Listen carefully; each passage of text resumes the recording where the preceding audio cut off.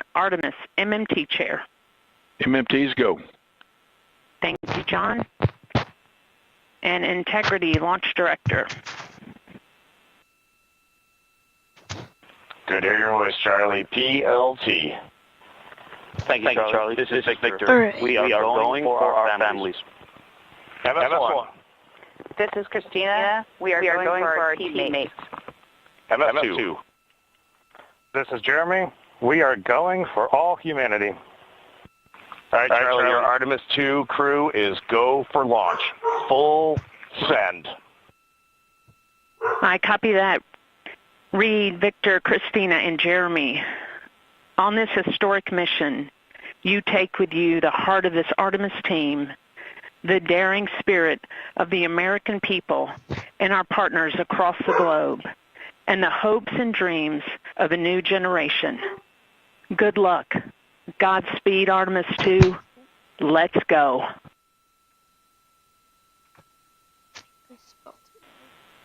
And NTD Launch Director. Go ahead, Launch Director. Yes, sir. You have a go to proceed with countdown. Copy that. I'll put it in work. CDR, NTD. Go. Your risers and initiate short purge per your EPROC 10.1.1, steps 8 and 9. 10.1.1, 8 and 9 going to work. Copy. CVSE NTD, start and verify recordings of our Orion cameras. Copy. Okay. Well, there you heard it. RSR NTD. RSR. They're getting ready to start terminal count. arm rotation enable at this time, please. It's currently at T-minus 10 minutes. Once we wrap up this last bit of work, SNA arm rotation enable complete. We're going to start that clock. Copy that. Thank you. Integrity crew, close and lock visors.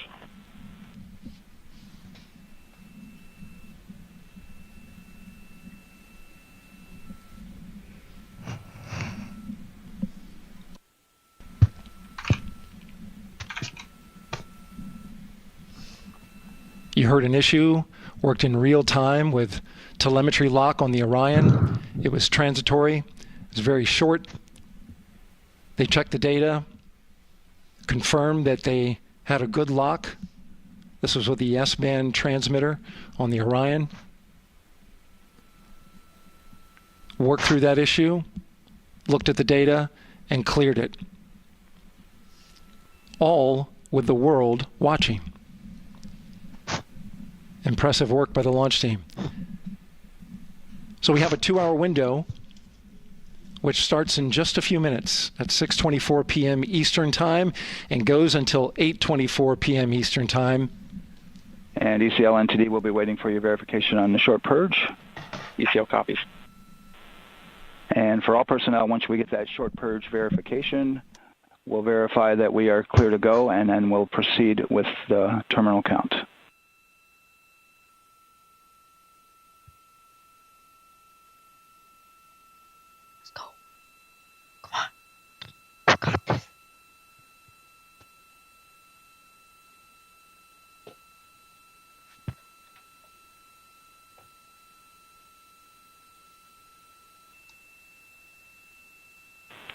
ECL time estimate? About a minute. Copy.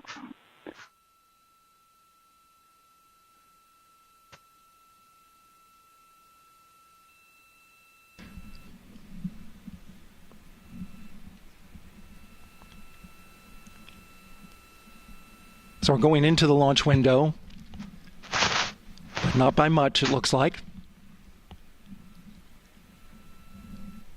Just wrapping up some final work.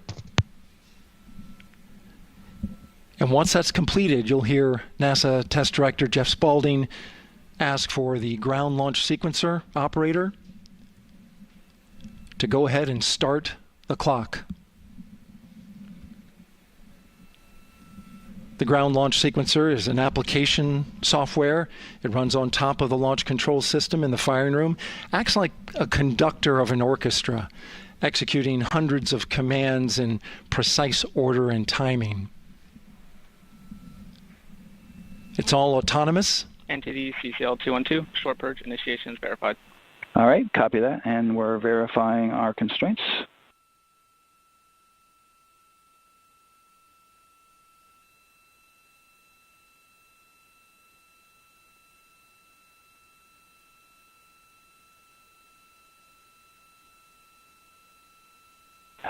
All right, and we're clear from cutouts. And with that, we're going to resume the clock momentarily. And CGLS, you can resume the clock on your mark. GLS copies. 3, 2, 1, mark. GLS mainline has been initiated. T-minus 10 minutes and counting.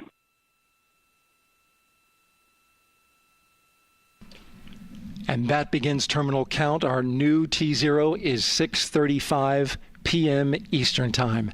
6:35 p.m. Eastern Time. We are now counting down to liftoff of Artemis 2.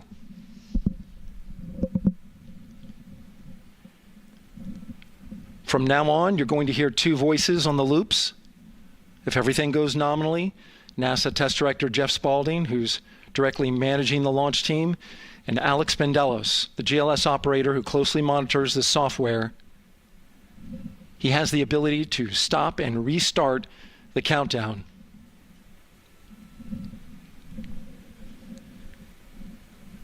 A lot of people ask about whether there's a launch button. There certainly is not. Flight and Rock, our new T0 is 22:35:12.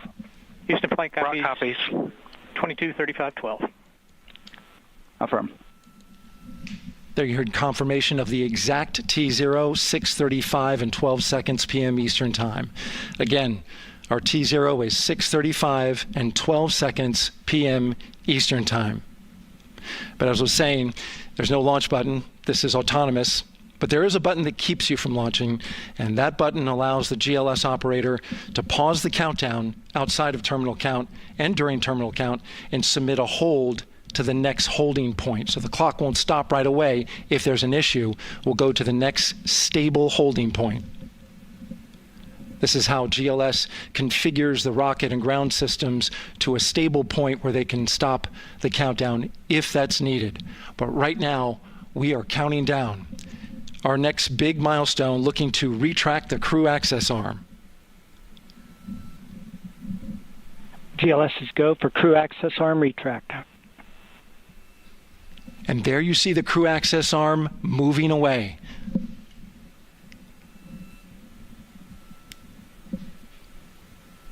That's the path that the astronauts took to ingress into the rocket.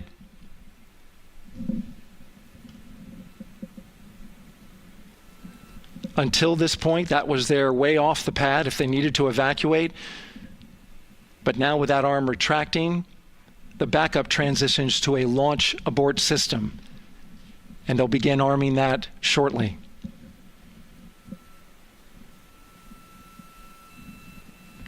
Of course, the launch abort system, great shot there of the crew access arm retracting away. The launch abort system is the tower at the top, and that's what would pull Orion and its crew off the top of the rocket in case of an emergency, whether it's on the ground or in flight.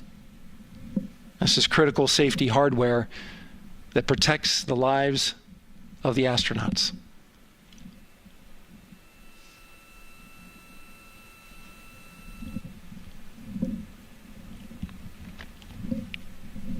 Starting at T-minus 6 minutes, the GLS will start bringing that and other high-energy systems online, starting with core stage pressurization.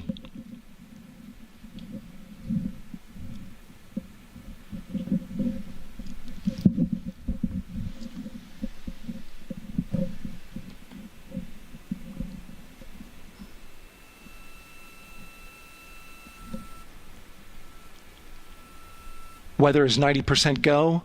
The range is go. All systems are go.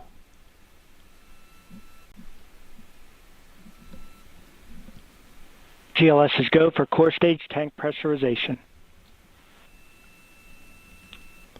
That means the replenish valve for the liquid hydrogen tank has now closed, and that tank is beginning to pressurize to flight levels because that hydrogen is naturally boiling inside the tank. We'll get the liquid oxygen tank a little later in the count. Now the team is waiting for verification that, if needed, the Artemis 2 crew could use the launch abort system to pull Orion safely off the top of the rocket in an emergency. Let's listen in for that call. GLS verifies last capability available. And CDR, do you copy? CDR copies, last available. That's great news, and you heard the NTD verify that with the commander of the mission. GLS is go for FTS arm. Now work is being done to arm the flight termination system. This is so the range safety can send a flight termination command if the rocket flies too far off track. There's a brief built-in delay so the launch abort system has time to pull the astronauts to safety go for first. LH2 high flow bleed check. All right, the high flow bleed check. That's so the cryo team gets verification that the RS-25 engines, all 4 of them, are in the proper temperature range for launch.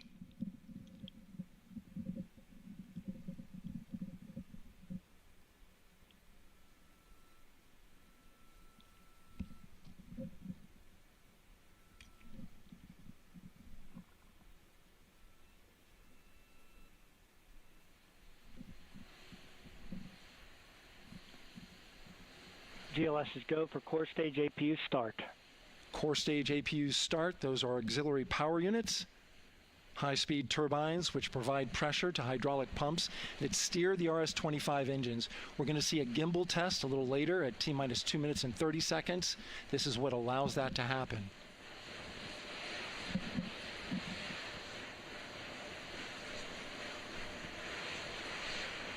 Coming up in about 20 seconds, we're listening for go for purge 4.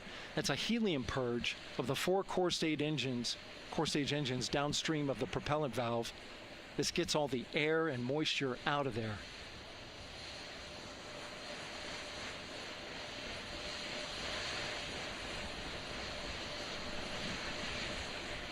GLS is go for purge sequence 4. Moving through the milestones. All is looking good.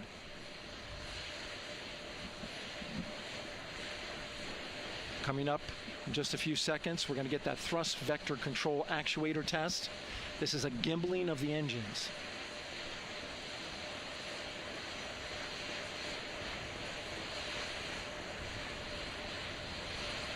There are the 4 RS-25s, 3 of them shuttle heritage, 1 of them built from shuttle parts. And there you see them moving.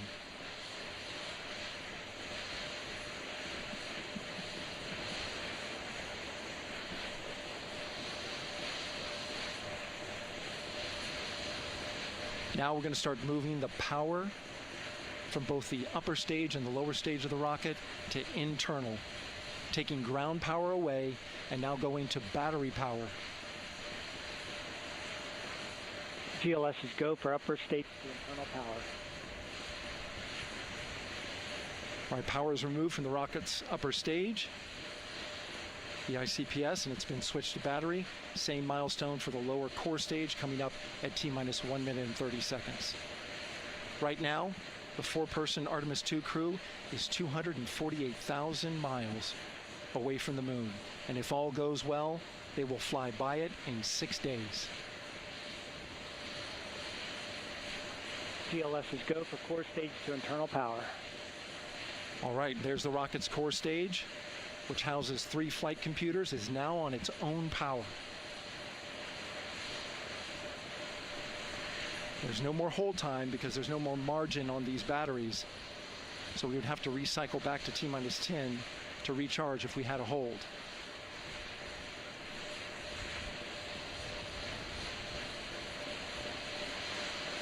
One minute. Right now, the rocket does not know what the T0 is, but coming up at T-minus 33 seconds, control shifts from the ground launch sequencer to the rocket's onboard autonomous launch sequencer, or ALS. The rocket will count itself down, but honor any holds that could come from the ground. Now, shortly after liftoff, Houston will take control of the rocket, and my colleague Gary Jordan will take over commentary. GLS is go for ALS. Great call out. The rocket is on its own. 4 brave explorers ready to ride the most powerful rocket NASA has ever launched. Sound suppression water is flowing. 15. And here we go. 10, 9, 8, 7. RS-25 engines lit. 4, 3, 2, 1. Booster ignition. And liftoff. The crew of Artemis II now bound for the moon. Humanity's next great voyage begins. Good roll pitch. Roger, roll pitch. Houston now controlling the flight of Integrity on the Artemis II mission around the moon. Integrity, AMT high. AMT high. On time passing 30 seconds into the flights. Integrity passes the alternate MECO. Target milestone. Mission Control Houston seeing good performance on the four main engines. Space Launch System core stage. Integrity, 3 miles in altitude. Traveling more than 1,200 miles per hour.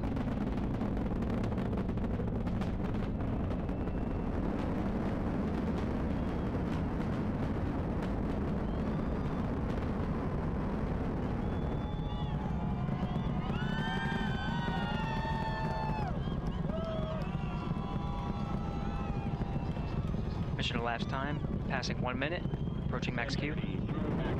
On, Ponce de Leon. Stan, we have you loud and clear on Ponce de Leon. Have you the same?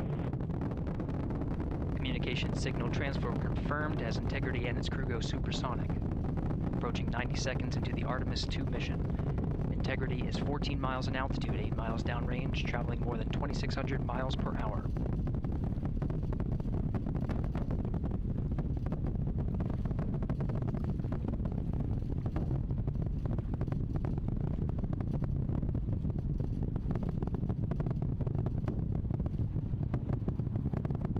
Minute 50 seconds of mission elapsed time, standing by for main engine throttle down to 85%, ahead of solid rocket booster separation, expected at the 2-minute 9-second mark. We see throttle down.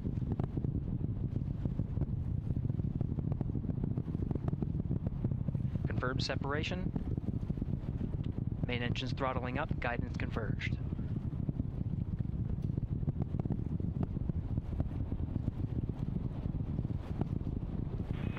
Integrity, guidance converged, performance nominal, upper stage RCS ready.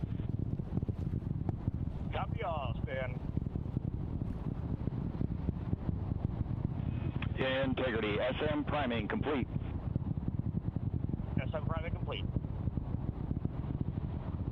2 minutes 45 seconds of mission elapsed time into the Artemis II mission. Thrusters on Integrity and upper stage confirmed in a ready state, ahead of service module fairing separation.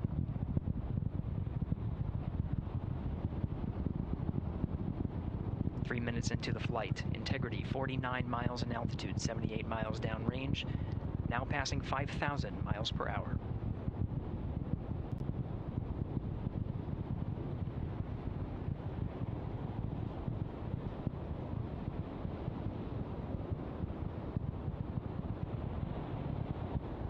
Standing by for launch abort system jettison. Houston Integrity, good last jettison, great view. Copy jettison, Team Eco 8+02. We see the same on board, Stan. And Houston has you loud and clear on TDRS at the Kármán line.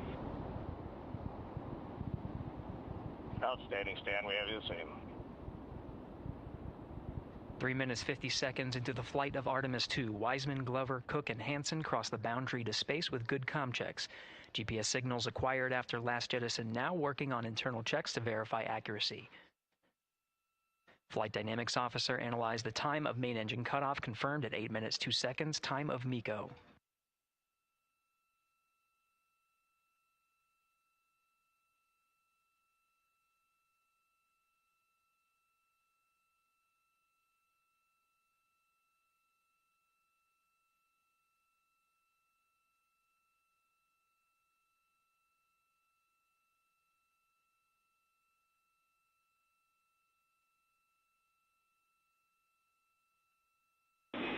Integrity, GPS processing.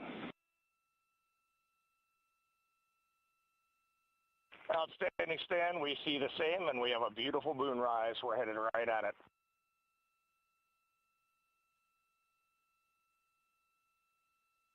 Approaching 5 minutes into the flight, Commander Reed Wiseman confirms he has visuals of his destination. GPS guidance, navigation, and control software finishes internal checks and sends to navigation channels. Integrity, 3 engine press.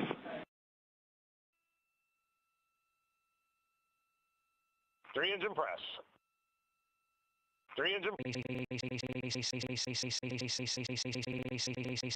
Seconds of mission elapsed time into the Artemis 2 mission. At this point, 3 good main engines are all that's needed to carry Integrity to a 4 good engines here. 4 good engines here. 4 good engines here in Mission Control, Houston. Integrity, 75 miles, 30 miles downrange, approaching 10,000 miles per hour.